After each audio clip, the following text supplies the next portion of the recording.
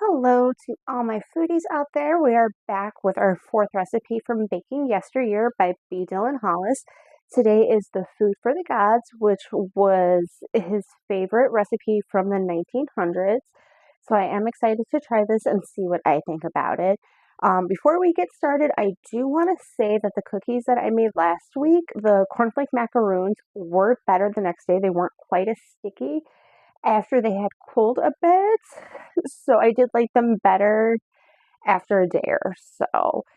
Um, so let's jump in with today's recipe, Food for the Gods.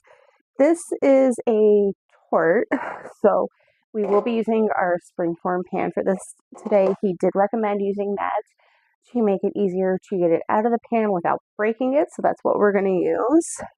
Once again, we have more egg whites, which seems to be a really common ingredient with these really vintage recipes. I think so far every recipe that I've made from the 1900s has used egg whites. We've got some salt, some chopped dates, got graham cracker crumbs, getting some walnuts, and some sugar again. I will get started on making this up and we will be okay. So I have my egg whites beat up and I do want to make a little correction. I did say chopped dates earlier, but they are actually apricots. I don't know why I had it in my head that they were dates, but they are not. They are chopped apricots. I'm sure you could use dates in it. The recipe called for dried fruits. He said apricots were his favorite with all of it. So that's what I used, but I'm sure if you wanted dates in it, you could probably do that too. So we are going to start adding in our sugar to the egg whites.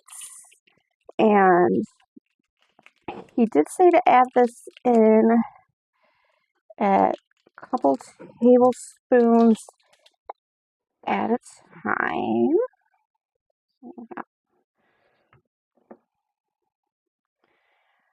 I will get my sugar mixed in and we will be back. All right, so we have our egg whites beat up, the salt and the sugar are all mixed in.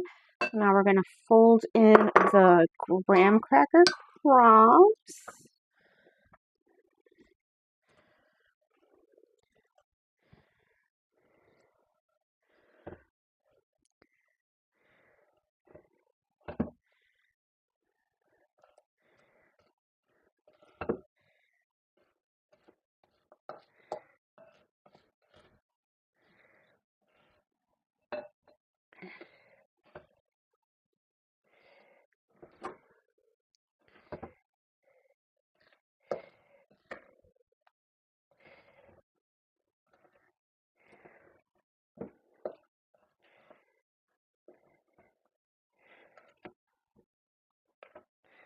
All right, and then we are going to add our walnuts and our apricots.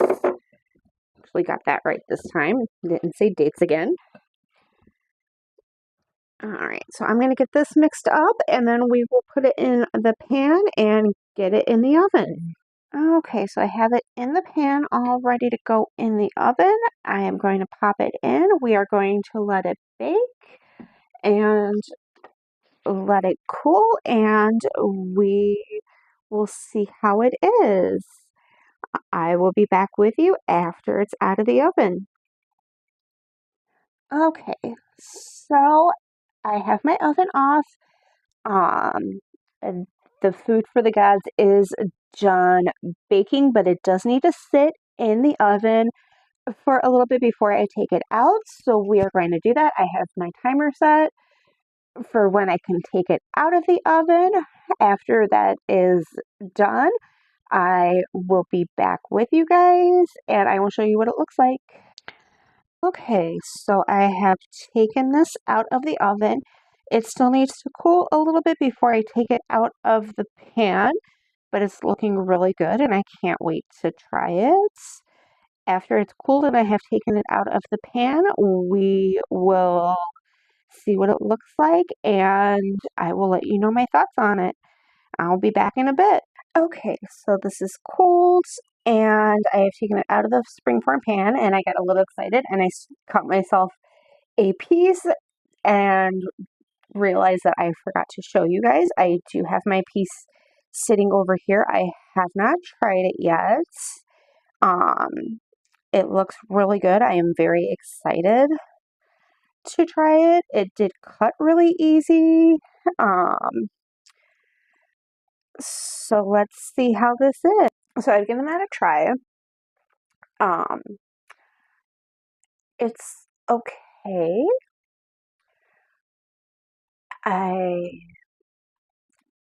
I'm not super crazy about apricots, so I think that might be why I don't think it's fantastic or anything. It does have a good flavor, kind of like a sweet, spicy flavor. I'm assuming due to the graham cracker crumbs that are in it.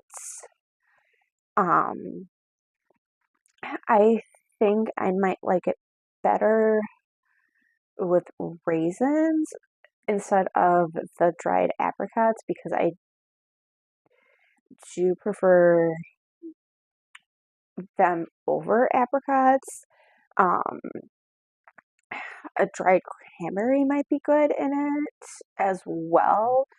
I know those weren't really a thing back in the 1900s. At least I don't think they were. I could be wrong. I haven't researched them or anything like that.